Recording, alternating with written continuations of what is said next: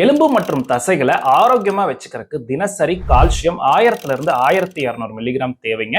ஆனா எனக்கு மாத்திரை கால்சியத்துக்காக எடுக்க பிடிக்கல டாக்டர், எனக்கு உணவுலயே எடுக்கணும், அதை எப்படி எடுக்கிறது அப்படின்னு ஒரு நண்பர் கேட்டிருந்தாருங்க.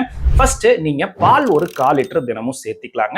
1/4 லிட்டர் பால்ல 250 மில்லிகிராம் கால்சியம் இருக்கு. இரண்டாவது ராகி நீங்க சேர்த்திக்கலாம். இது நீங்க களியாவும் எடுத்து சாப்பிட்டுக்கலாம், இல்ல தோசை, இல்ல ராகி புட்டு, இல்ல ராகி கூழாவும் சேர்த்திக்கலாம். 100 கிராம் ராகில 300 இருந்து 350 மில்லிகிராம் கால்சியம் இருக்குங்க.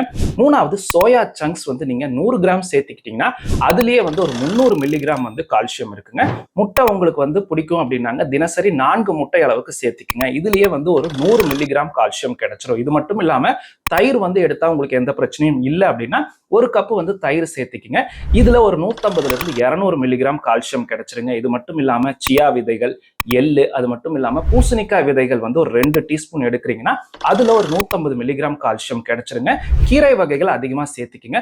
ஆனா ஒரு சிலர் என்ன சொல்றாங்கன்னா, இந்த கீரை வகைகள்ல அதிக அளவு ஆக்சாலிக் ஆசிட் இருக்கு, இதனால கால்சியம் போதுமான அளவுக்கு கிடைக்காதுன்னு சொல்றாங்க. ஸோ உங்களுக்கு ஒத்துக்கலைன்னா அதை எடுக்காம இருங்க. கால்சியமோட சேர்த்து வைட்டமின் டி, மெக்னீசியம் மற்றும் வைட்டமின் கேவும் தேவை. அப்பதான் முறையா அந்த கால்சியம் எலும்புகளுக்கு போய் சேரும்.